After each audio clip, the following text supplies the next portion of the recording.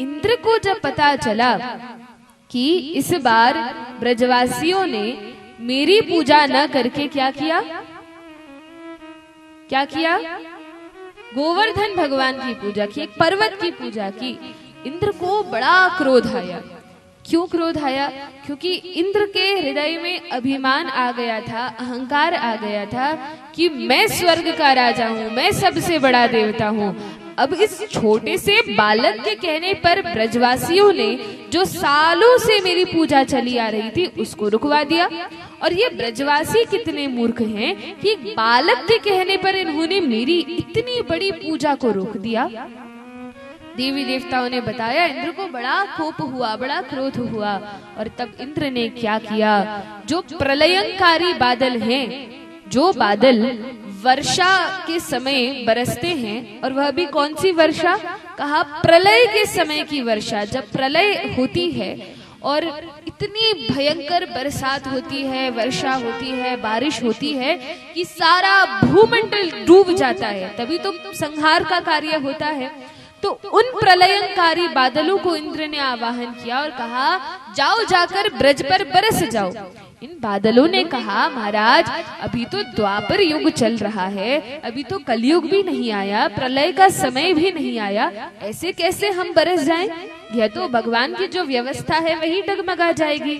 कहा, देखो मैं स्वर्ग का राजा हूँ, मैं जो कहूँगा वो तुम्हें करना पड़ेगा, मैं आदेश देता हूँ, जाओ जाकर बरस जाओ। तो जाके बरसो। अब बादल भी क्या करें, वे तो इंद्र के अधीन है।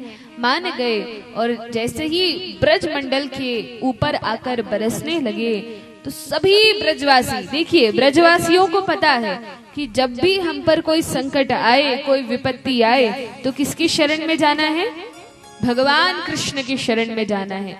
तो ये ब्रजवासी बड़े चतुर हैं, बड़े समझदार हैं, ये और किसी के पास सहायता मांगने जाते ही नहीं हैं। कुछ भी होता है सीधे कन्हैया की ओर दौड़ लगाते हैं। और जितने ग्वाल बाल हैं, मैया हैं, यहाँ तक कि गाय बछड़े हैं, सभी भागते भागते कृष्ण की ओर आते हैं।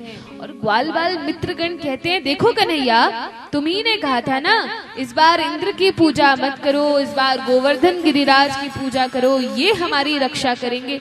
अब बताओ, देखो इंद्र कुपित हो गए हैं, अब कौन रक्षा करेगा हमारी?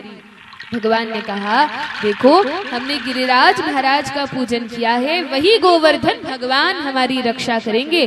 चलो सभी लोग गोवर्धन की तलहटी में। और भगवान सभी ब्रजवासियों को लेकर गोवर्धन के नीचे चले जाते हैं।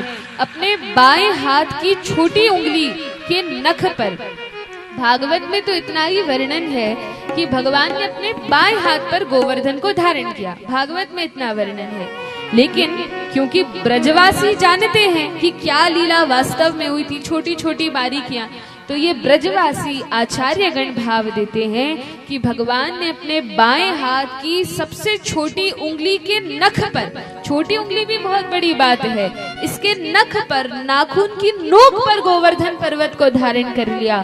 और कैसे धारण किया, तो कहा जैसे कोई छोटा बच्चा रुई का पहाड़ उठा ले, तो कोई बड़ी बात है, क्या उसको कोई वजन लगता है? कहा नहीं। इसी प्रकार से भगवान ने गिरिराज महाराज को नख पर धारण किया। बोलिए गोवर्धन गिरिराज महाराज की जय।